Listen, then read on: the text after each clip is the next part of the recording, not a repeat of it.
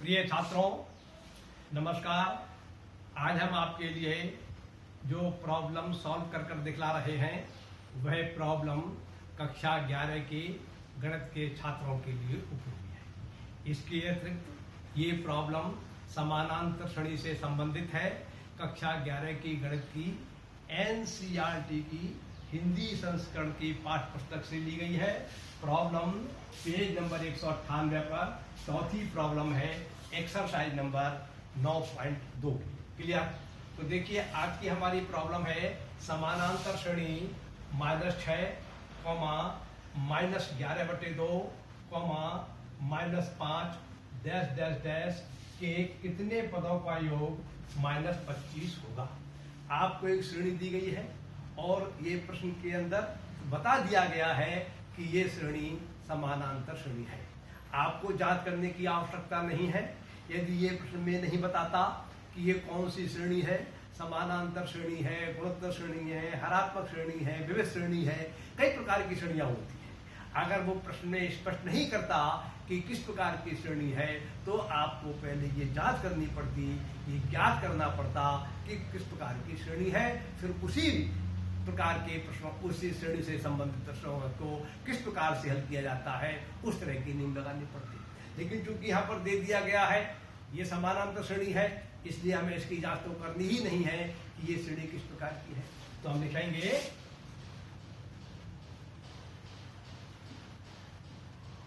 दी गई समानांतर श्रेणी -6, -11/2, -5, dash dash dash. Dash dash का मतलब ये होता है इसी प्रकार से आगे लिए जा रहे हैं। अब हमने इस श्रेणी के कुछ पद लिए, इतने पद लिए, 4 पद लिए, 5 पद लिए, 10 पद लिए, 18 पद लिए, कितने पद लें जिससे कि उन सबको जोड़ें तो उसका जोड़ हमारे लिए -25 प्राप्त हो जाए। ये प्रश्न पूछा गया है। हम इस श्रेणी के कितने पद, ये पहला पद हो गया, ये दूसरा, तीसरा, चौथा, 5वां, छठा, तो कितने पद लें जिससे उन सब पदों को जोड़ें तो योगफल हमारे लिए -25 प्राप्त हो जाए, ये पूछा है। तो देखिए, इस प्रश्न को हम हल ऐसे करेंगे। सबसे पहले लिखेंगे प्रथम पद a बराबर -6। समानांतर श्रेणी का जो प्रथम पद होता है उसे प्रायः a से दर्शाते हैं, और प्रथम पद माने पहला पद आपका -6 है, तो a बराबर -6। अब लिखेंगे सार्वांतर। कुछ लोग इसे सार्वांतर भी बोलते हैं और कुछ लोग इसे पदांतर भी बोलते हैं। मतलब दो पदों के बीच में अंतर, या सब पदों के बीच में जो बराबर अंतर है वो बराबर होता है दूसरा पद माइनस पहला पद। क्लियर? अब दूसरा पद कौन सा है यहाँ पर हमारा? -11/2, और पहला पद कितना है? -6। तो हम इनका मान लगा देंगे इसमें। दूसरे पद के स्थान पर तो लगाएंगे हम -11/2, और माइनस ये सूत्र का लग जाएगा, और ये पहले पद का मान लग जाएगा -6। इस प्रकार से अब इसको हम सॉल्व कर लेंगे। तो -11/2 तो वैसे के वैसे लिखे जाएंगे। क्लियर? और इस ब्रैकेट को खोलेंगे तो चूंकि ब्रैकेट से पहले घटाने का निशान है, इसलिए अंदर के जो ऋणात्मक 6 हैं वह पॉजिटिव हो जाएंगे। या तो आप ऐसे कहिए या ऐसे कहिए, इस नेगेटिव और इस नेगेटिव की जो गुणा पॉजिटिव हो जाएगी और आपको हल प्राप्त होगा 6। अब एक भिन्न ये है और इसके हर में एक बना लीजिए, एक भिन्न ये है। इनको सॉल्व करने के लिए आपको हर का एलसीएम लेना पड़ेगा 2, तो -11 + 12 बराबर 1/2।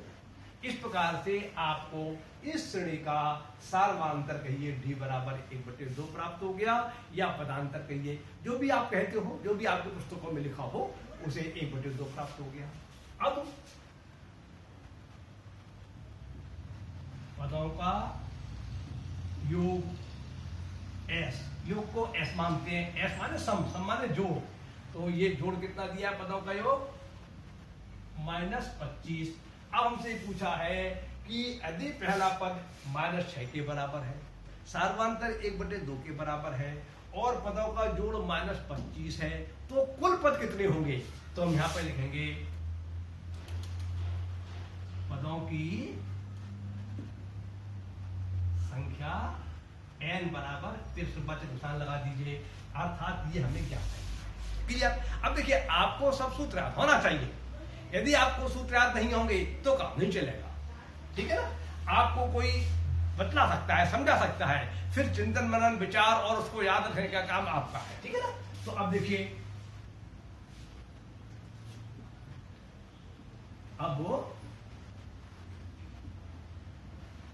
सूत्र S बराबर n/2 2a plus n minus 1 into D से समानांतर श्रेणी के n पदों का जोड़ यदि S के बराबर है जिसका सार्वंतर D है, तो A में, D में, N में और S में ये संबंध होता है। इसमें आपकी 4 राशियां हैं, एक S, एक N, एक D और एक A। इन 4 राशियों में आपको 3 राशियों के मान दिए गए हैं। A का मान दिया है आपको -6 के बराबर, D का मान दिया है आपको 1/2 के बराबर और S का मान दिया है -25 के बराबर।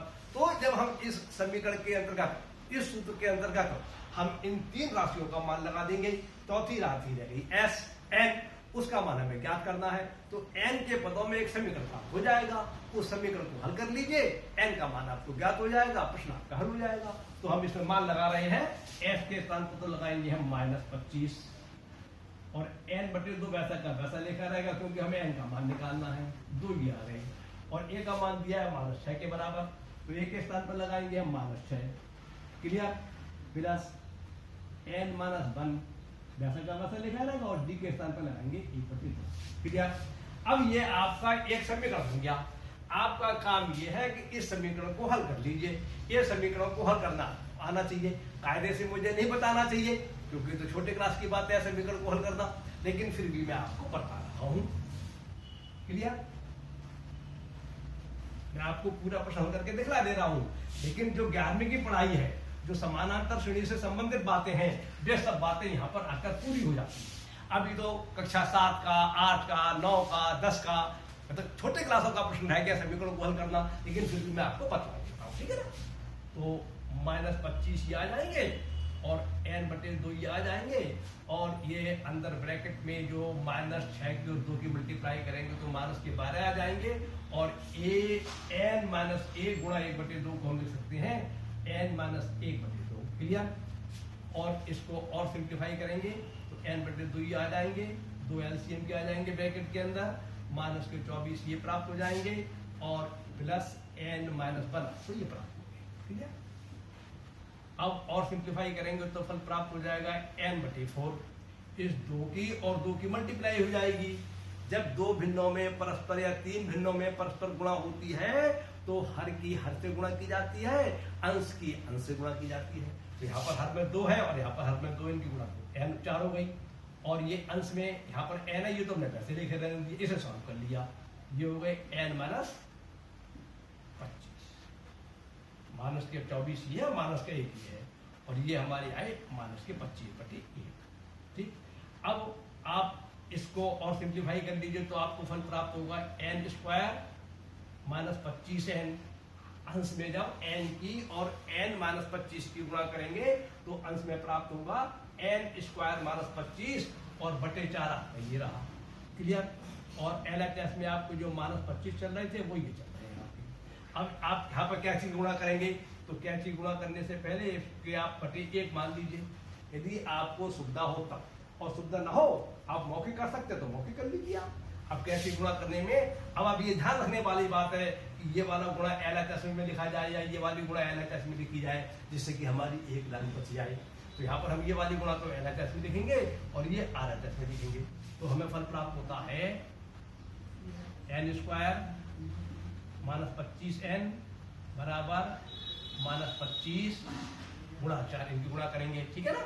तो ये प्राप्त होगा, मान लिए n² -25n बराबर -100 और ये 100 RHS से LHS में लाएंगे तो हमें प्राप्त होगा n² -25n प्लस 100 बराबर। अब आपको ये वर्गात्मक समीकरण प्राप्त हो गया। वर्गात्मक समीकरण n में, वैसे x में आप लोग प्राय बहुत से बारे वर्गात्मक समीकरण करे होंगे आपने।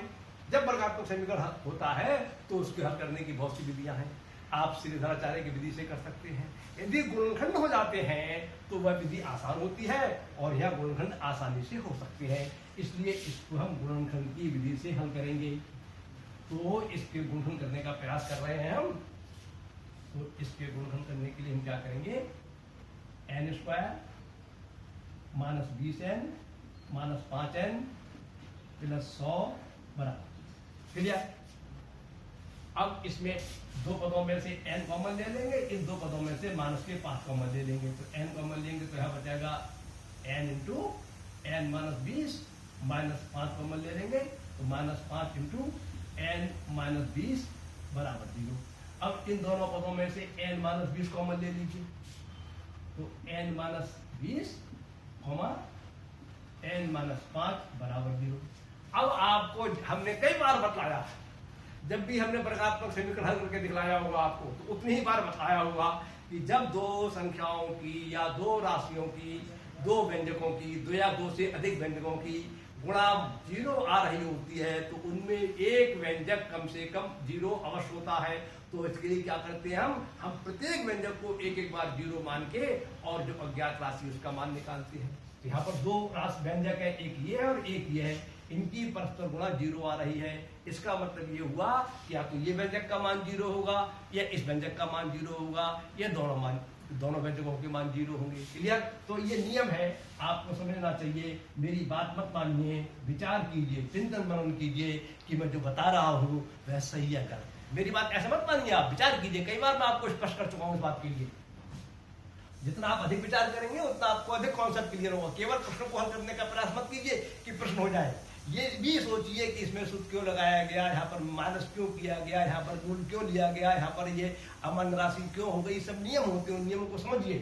तो हम लिखेंगे यदि n माइनस 20 बराबर 0 तब हो n बराबर 20, और यदि n माइनस 5 बराबर 0 तब n बराबर 5। अर्थात श्रेणी के 5 पदों का योग माइनस 25